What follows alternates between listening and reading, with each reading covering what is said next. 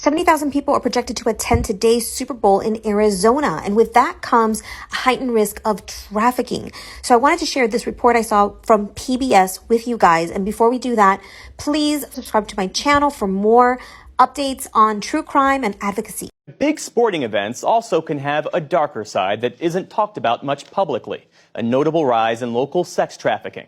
Stephanie Sy spoke about this with Dominique Rose-Sepowitz, an associate professor at Arizona State University and the director of the university's Office on Sex Trafficking Intervention Research.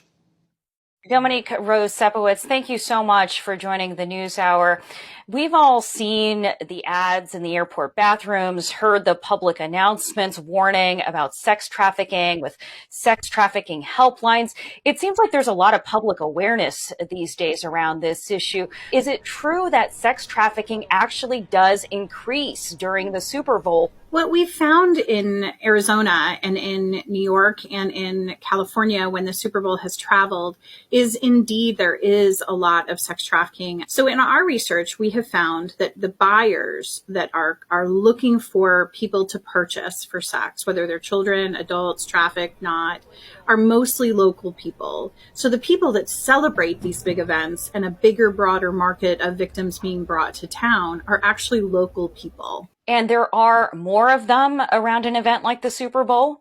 It's hard to measure. This is an illicit business like drug dealing, drug trafficking. Sex trafficking is hard to measure. The things that we can measure it by are how many ads are online, how many people call to buy sex, how many people we see, how many cars are driving up and down the streets where prostitution is sold. And all of those are really weak metrics for a very serious problem. What are we really talking about when we talk about sex trafficking? Are we talking about paid sex with minors, or are we talking about also a greater demand for willing adult sex workers? The people who are being sold are often coerced and forced. Many are under the age of 18, so they cannot consent to sell sex.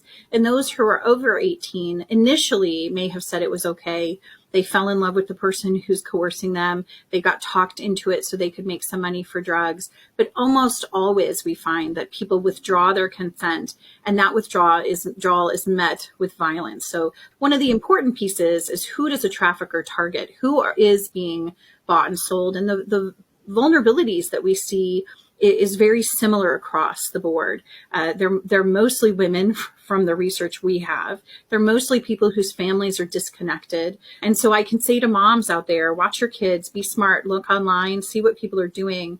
But the chances of someone grabbing their child to prostitute them in our community during the Super Bowl is very, very low.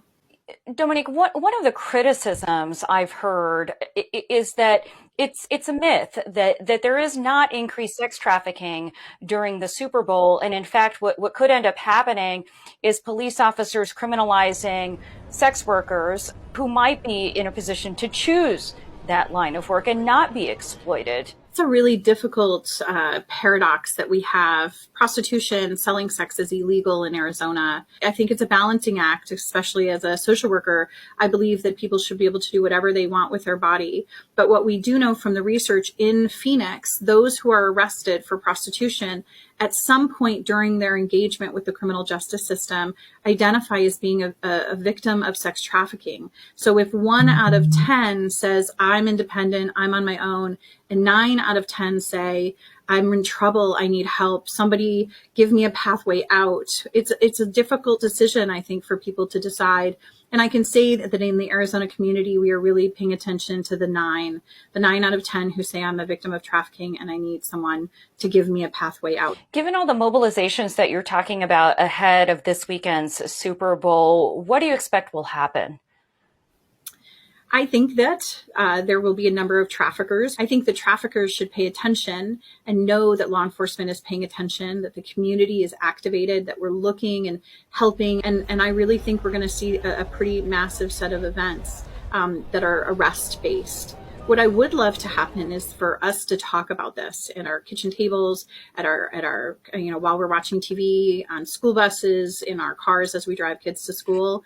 Really think about, what does trafficking mean to our community, and how do we have an environment that allows it to happen here? What can we do to change that from ever happening again? Dominique Rose-Sepowitz with Arizona State University, thank you so much for joining us. Thank you so much for having me. So if you see something, please say something. Here's the Human Trafficking Hotline.